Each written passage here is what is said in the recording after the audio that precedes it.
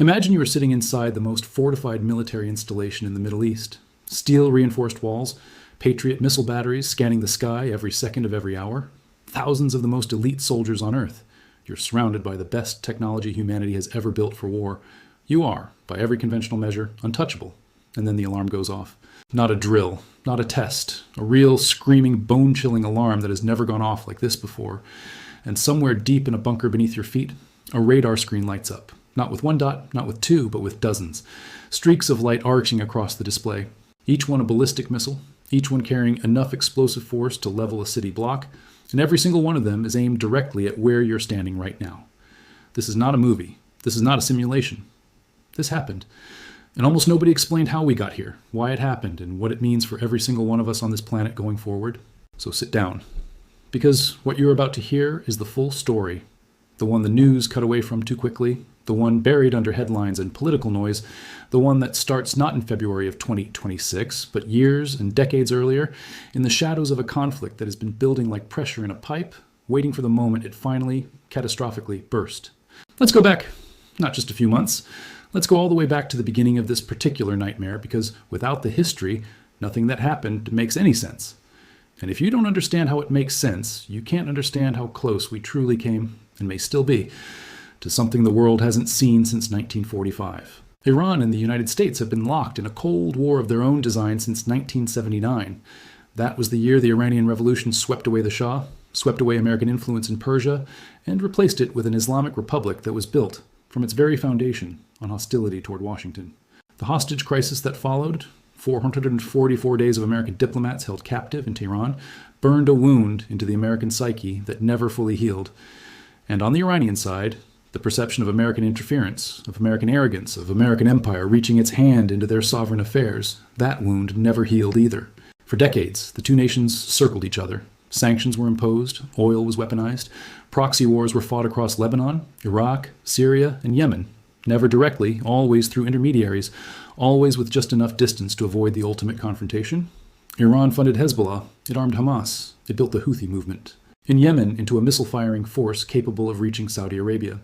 It quietly, patiently, relentlessly built an arsenal that most Western analysts, for most of that time, either underestimated or chose not to fully reckon with. And then there was the nuclear question. The nuclear question is the thread that runs through everything. Iran began pursuing nuclear technology openly in the 1950s, with American help, back when the Shah was Washington's man in Tehran, and the two countries were allies. After the revolution, the program went underground, evolved, expanded. By the 2000s, the International Atomic Energy Agency was sounding alarms. By the 2010s, Iran had enough centrifuges spinning at Fordow and Natanz and Isfahan to terrify not just Israel and the United States, but most of the civilized world. The Obama administration spent years negotiating the JCPOA, the Joint Comprehensive Plan of Action, a deal that froze Iran's enrichment in exchange for sanctions relief. It was imperfect. Critics called it a delay, not a solution. But it held for a while, and then Donald Trump walked into the White House in 2017, pulled the United States out of the deal in 2018, and reimposed sanctions so crushing that the Iranian economy buckled, the rial collapsed, and ordinary Iranians suffered in ways that had nothing to do with missiles or enrichment. Iran's response was not to negotiate. It was to enrich, faster, deeper, closer to weapons-grade material than it had ever been before. By the mid-2020s, analysts estimated Iran was weeks, not years, from having enough highly enriched uranium to build a nuclear device if it chose to. Not a bomb. Building a bomb takes longer.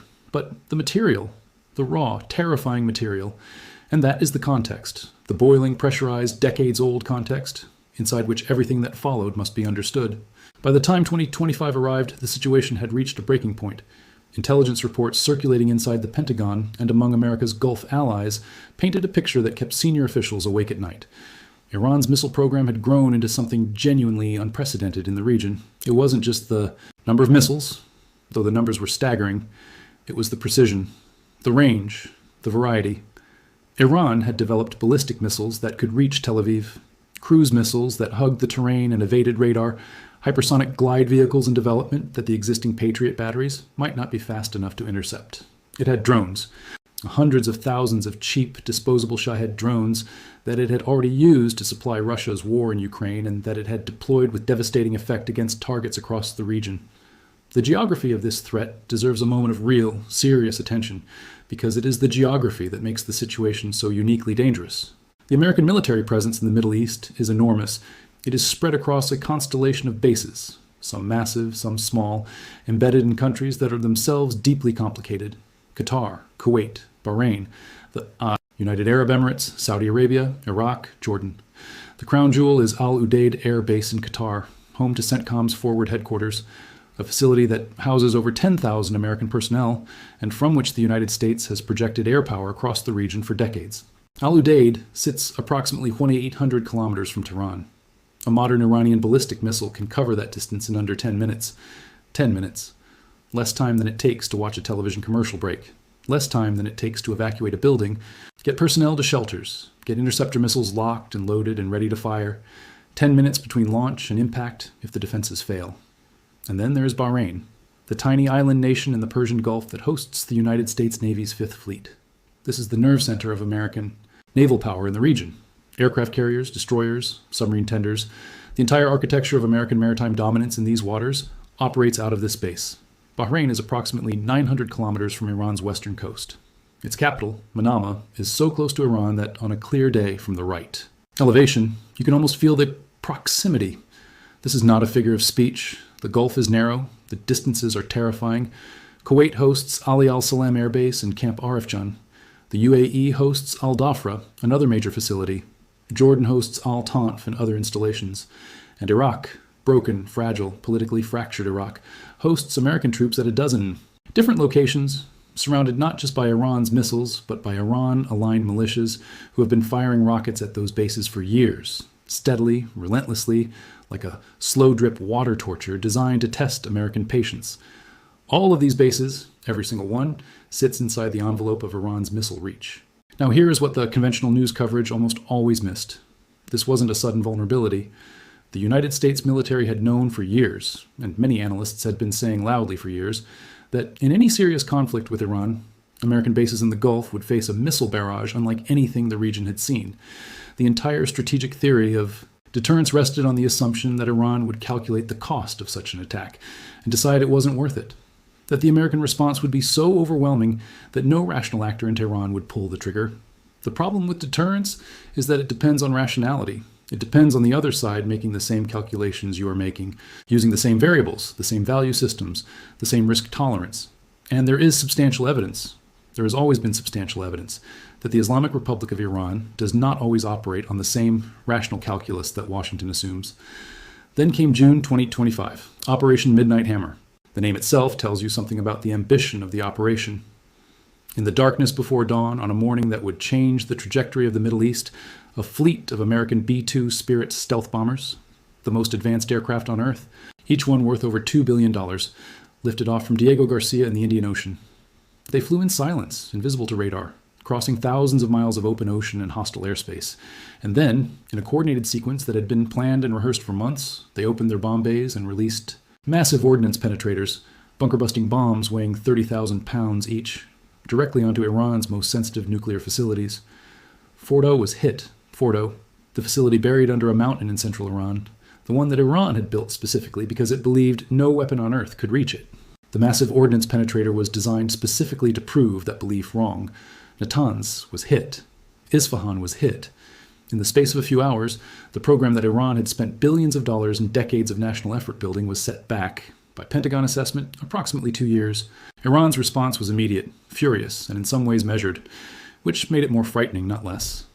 If Iran had launched everything it had in a blind rage, the United States could have characterized it as irrational, overwhelming, and justifiable to destroy. But Iran did something more sophisticated. It hit Al Udeid Air Base in Qatar with a barrage of ballistic missiles. Most were intercepted by Patriot batteries, but one got through. One missile impacted the base perimeter and destroyed a radar dome, a piece of equipment worth tens of millions of dollars, on a piece of equipment critical to air defense operations, and a piece of equipment that, in its destruction, sent a message more powerful than any press conference. The message was this: we can reach you. And next time, we might not miss the thing that lets you see us coming. The world held its breath for weeks after June 2025. Negotiations were attempted, back channels were activated. Oman, which has served as an informal mediator between Washington and Tehran for decades, tried to open dialogue. Talks were held in Muscat in February 2026. They collapsed. The demands were irreconcilable. The United States, backed by Israel, was insisting on a permanent end to uranium enrichment, limits on Iran's ballistic missile program, and a cessation of support for every proxy group Iran had spent 30 years building. Iran was being asked in essence to disarm the entire strategic architecture that it believed was the only thing preventing it from being invaded and destroyed. From Iran's perspective, and it is worth spending a moment inside that perspective because understanding your adversary is not the same as agreeing with them, the American demands were not a negotiating position. They were a demand for surrender. They had watched what happened to Saddam Hussein when Iraq gave up its weapons programs. They had watched what happened to Muammar Gaddafi when Libya gave up its nuclear ambitions and came in from the cold. Both men were eventually killed. Their countries were destroyed. Iran had drawn a very specific lesson from those two examples, and that lesson was, the only thing that protects a government Washington considers an enemy is the credible threat of massive retaliation. The talks in Muscat collapsed on a Tuesday. By the following Saturday, the bombs were falling on Tehran, February 28, 2026. Operation Epic Fury, the name chosen by the American military, Operation Roaring Lion, the name chosen by Israel. The joint operation was unlike anything the Middle East had witnessed in living memory. It was not a targeted strike. It was not a precise surgical removal of a specific facility. It was a comprehensive, coordinated assault on the entire architecture of Iranian military and governmental power. The compound of Supreme Leader Ali Khamenei was targeted, not once, repeatedly. Satellite imagery that emerged in the hours and days following showed structures reduced to rubble, craters where buildings had stood for decades, fires burning across multiple districts of Tehran. The strikes hit Isfahan, where Iran's aerospace industries are concentrated. They hit Qom, which is not just a religious center, but home to hardened underground military facilities. They hit Kermanshah in the west, a logistical hub for weapons transfers to Iraq and Syria. They hit the missile production facilities that Iran had spent years dispersing and hiding across the country, precisely because it had always known this day might come. And Iran fired back. Not with everything, not yet, but with enough to make the entire region understand that this was not a fight that would end in a day or a week. Iranian ballistic missiles, launched from mobile platforms, trucks that can move, fire, and disappear before a counterstrike can target them, arced across the night sky over the Persian Gulf. They were aimed at Al Udeid in Qatar, at Ali Al Salam in Kuwait, at Al Dhafra in the UAE, at the Fifth Fleet headquarters in Bahrain. Iran's state media announced with the kind of clinical precision that suggests months of planning that it was targeting simultaneously every major American military installation within range. In Bahrain, eyewitnesses described seeing streaks of light across the sky, interceptor missiles rising to meet incoming threats, then explosions. Then a drone, a Shahed drone, punching through the upper floor of a residential tower block near the Fifth Fleet headquarters, setting it ablaze. One person was killed. It was the first fatality. It would not be the last. Kuwait's air defense systems activated. The government announced that ballistic missiles had been detected and intercepted. Qatar's defense ministry issued a statement saying it had thwarted multiple attacks on its territory. The UAE confirmed missile activity over Abu Dhabi. Saudi Arabia, which had spent months desperately trying to stay neutral in this conflict, which had its own complex and tortured relationship with both America and Iran, confirmed that missiles had been fired at Riyadh and at its eastern region, where its oil infrastructure lives. Inside Al Udeid, the most important single American base in the region, the alarm that we began this story with was ringing. Personnel were in shelters. Patriot batteries were firing. The sky above Qatar was lit with the tracer arcs of interceptors and the brief, violent blossoms of detonation where missiles met missiles 20,000 feet above the desert. And somewhere in the background, silent and deadly, the Abraham Lincoln Carrier Strike Group and the Gerald, our Ford Carrier Strike Group, were repositioning in the waters of the Arabian Sea and the Red Sea, launching their own aircraft into the fight, participating in a second wave of strikes against Iran's remaining missile infrastructure, its naval assets in the Gulf, its command and control nodes. Here is what made this moment unlike anything since the Cold War. The United States was not fighting a guerrilla army. It was not fighting a militia. It was not fighting an insurgency that faded into the population. It was engaged in direct state-on-state military conflict with a nation that has the third largest ballistic missile force on the planet, that has spent decades specifically designing its military posture around the problem of fighting the United States in the Middle East, and that has distributed, hardened, and dispersed its weapons precisely to survive exactly the kind of assault that was now raining down on it.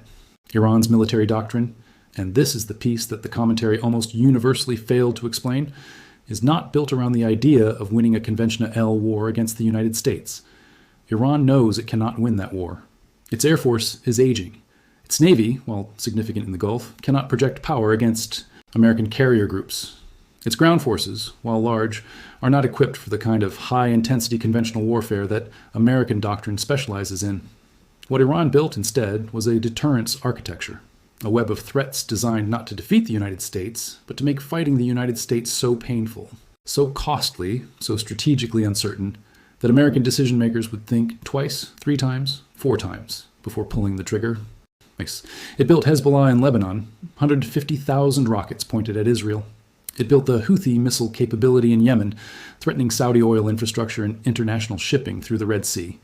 It built militia networks in Iraq that could make any American presence there untenable.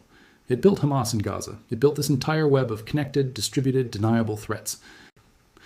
And at the center of that web, it placed its own missile forces pointing outward in every direction, like the spines of a cornered animal. The theory was, if you hit Iran, Iran hits everything, all at once, simultaneously. You don't just get a war with Iran, you get a regional conflagration that engulfs Lebanon, Yemen, Iraq, Syria, Gaza, simultaneously. You get oil prices spiking to $200 a barrel. You get the global economy lurching. Why, get a fight that has no clean ending, no clear victory condition, no exit ramp. And for decades, that theory worked. It worked because American presidents, Obama, Trump, in his first term, Biden, looked at that architecture and concluded that the costs of full confrontation were too high. Better to contain, to sanction, to isolate, better to kick the can. What changed in 2025 and 2026 was a combination of factors that converged in a way that altered the calculus. Israel, under an increasingly hawkish government, concluded that a nuclear Iran was an existential threat that could not be contained indefinitely. American intelligence, by mid-2025, was assessing that Iran was at most weeks from crossing the threshold into what analysts call the breakout zone, the point at which it had enough materia, to build a bomb in so short a time that intervention would be too late. And an American administration came to power that was, philosophically and temperamentally, more comfortable with military action than its predecessors. Those 3 factors, Israeli urgency, American intelligence assessments, and political will in Washington, combined to produce Operation Midnight, hammer in June 2025. And when that operation didn't fully solve the problem, when Iran accelerated its enrichment in defiance, when the February 2026 talks in Muscat collapsed, those same factors produced the far larger, far more aggressive Operation Epic Fury in February 2026. But here's the thing that nobody, almost nobody, was explaining clearly in the coverage that followed. Bombing Iran's nuclear facilities, even successfully, does not destroy Iran's will to build a bomb.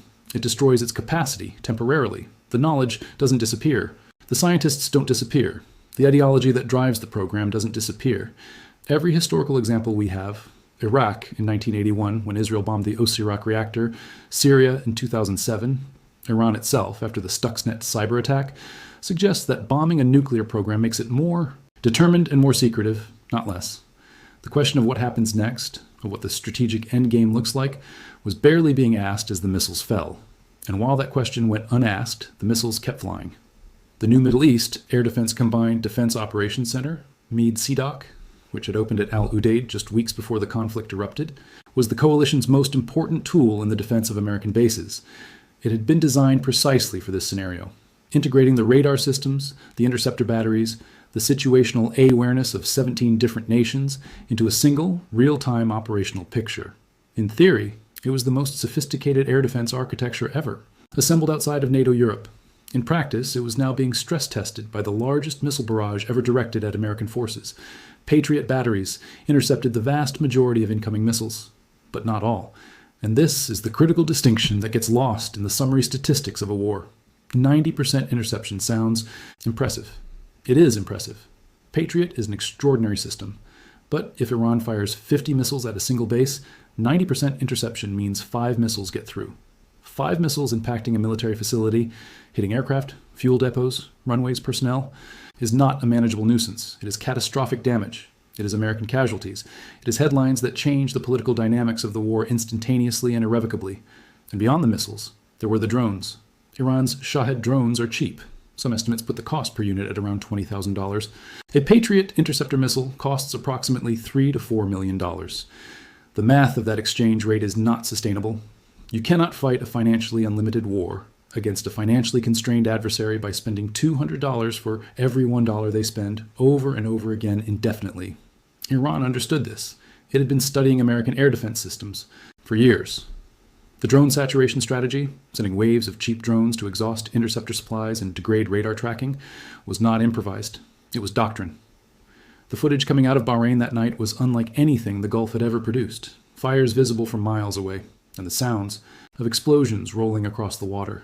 Sirens. The American embassy announcing its closure. Gulf Airlines canceling flights as multiple countries closed their airspace simultaneously. Oil markets in Asia, which trade before the American exchanges, open, spiking violently as traders digested what was happening to the geography that produces a significant fraction of the world's energy supply. Qatar called being targeted by missiles unacceptable under any justification. This was notable. Qatar hosts Al Udeid because it chose to, because it has historically seen the American presence as a security guarantee. Being told by Iran that hosting Americans made it a target challenged the fundamental logic of that arrangement. The Qatari government was not angry only at Iran. It was furious at the position it now found itself in. Saudi Arabia, which had spent years trying to normalize relations with Iran following a diplomatic rapprochement in 2023, suddenly found missiles targeting Riyadh. The Saudis condemned the attacks. They did not, notably, offer to join the military campaign against Iran. The politics of Riyadh are complex. Saudi Arabia wants Iran contained, but it does not want to be the front line of an American war.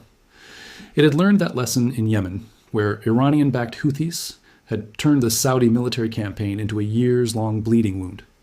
In Baghdad, the Iraqi government found itself in the most impossible position of any country in the region. Iraq hosts American troops at the explicit invitation of its own government, a government that includes powerful Iran, aligned factions who have been demanding American withdrawal for years.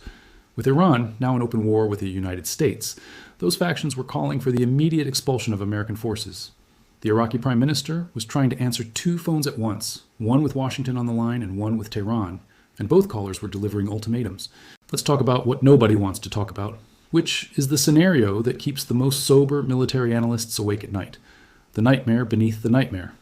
Iran has not used chemical weapons in this conflict. It has not threatened nuclear response. It does not yet have a nuclear weapon to threaten with. But it has options that have not yet been exercised. Hezbollah in Lebanon has over 150,000 rockets and missiles, some of them precision-guided, capable of hitting Tel Aviv, Haifa, the Israeli nuclear facility at Dimona. If Hezbollah fully enters this conflict, not with the limited skirmishing that has characterized the Lebanon-Israel border. Since October 2023, but with its full arsenal, Israel faces a missile threat of a scale it has never confronted. The Iron Dome system, the David Sling system, the Arrow system, they are extraordinary. They are also finite. They can be overwhelmed. The Houthis in Yemen, who have been firing at commercial shipping in the Red Sea since late 2023, now have a casus belli to escalate dramatically. They have demonstrated drone and missile capability that reaches into Saudi Arabia and the UAE. They have attacked American naval vessels. If Iran directs them to fully activate, the Red Sea, through which approximately 15% of global trade passes, becomes a combat zone. And underneath all of this, there's the question of what Iran does in Iraq and Syria through its militia networks. If American forces in Iraq come under coordinated attack from Iran-aligned militias, simultaneously with the missile strikes on Gulf bases, the United States faces a two-front problem inside the region, trying to fight an air and missile war against Iran proper, while simultaneously defending its troops on the ground from proxy forces who can melt into the local population and are extraordinarily difficult to decisively defeat. This is the architecture that Iran built. This is the architecture that is now being tested. And the honest, uncomfortable answer is that nobody knows yet which way it falls. There are scenarios in which the American and Israeli air campaign succeeds in destroying enough OF Iran's military infrastructure, enough of its missile production facilities, its command and control networks, its air defense systems, that the barrage slows, and eventually stops, and Iran is forced to accept a new reality. There are scenarios in which a change in political leadership inside Iran, the supreme leadership, has always been mortal, and the shock of seeing Khamenei's compound hit by American bombs is not a small thing, produces a government that is finally willing to negotiate on terms that address the nuclear question.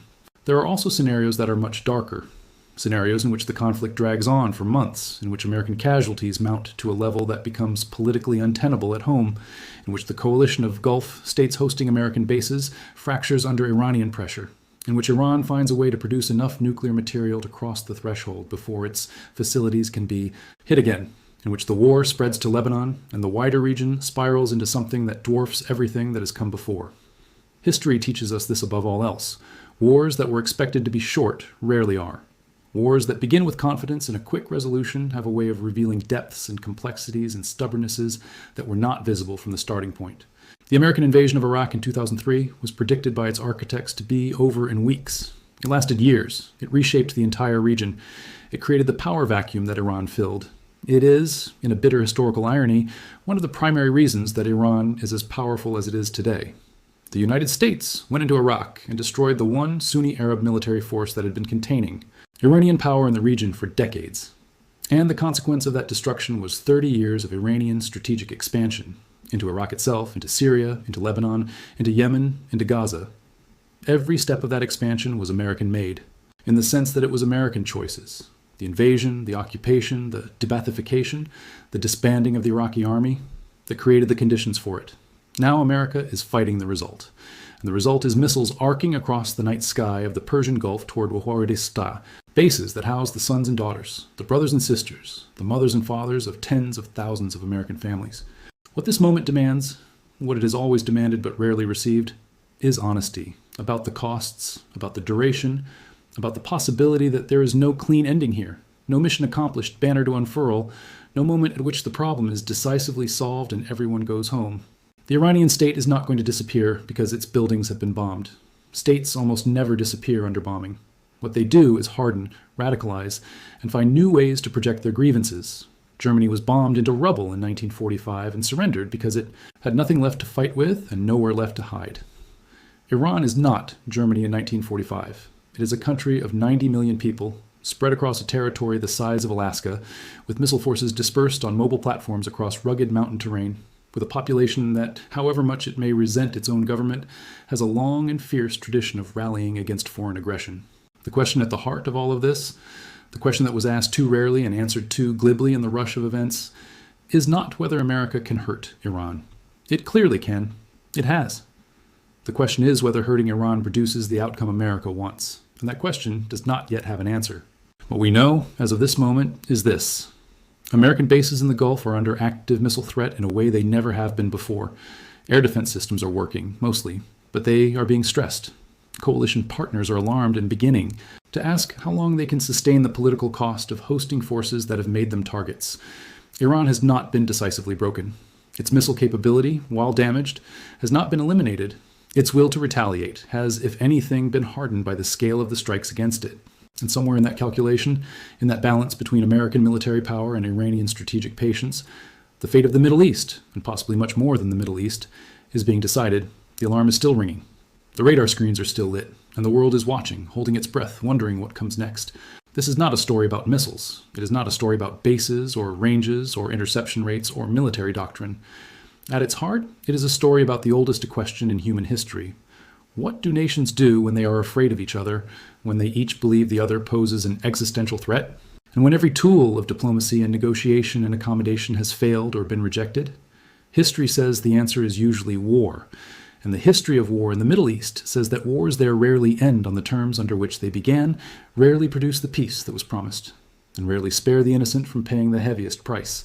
The missiles are flying, the bases are surrounded, and the counterstrike, the real counterstrike, the one that happens in years and decades of consequence rather than minutes of flight time, is the one nobody has yet explained, because it hasn't happened yet. And when it does, the world will look back at this moment, at this night, at these alarms, at these streaks of fire across the Gulf sky, and ask whether there was a different way, whether we missed an exit that was there once, before the bombs fell and the missiles flew and the window of possibility closed forever. That is the question history will answer. And it will not be a comfortable answer. It never is.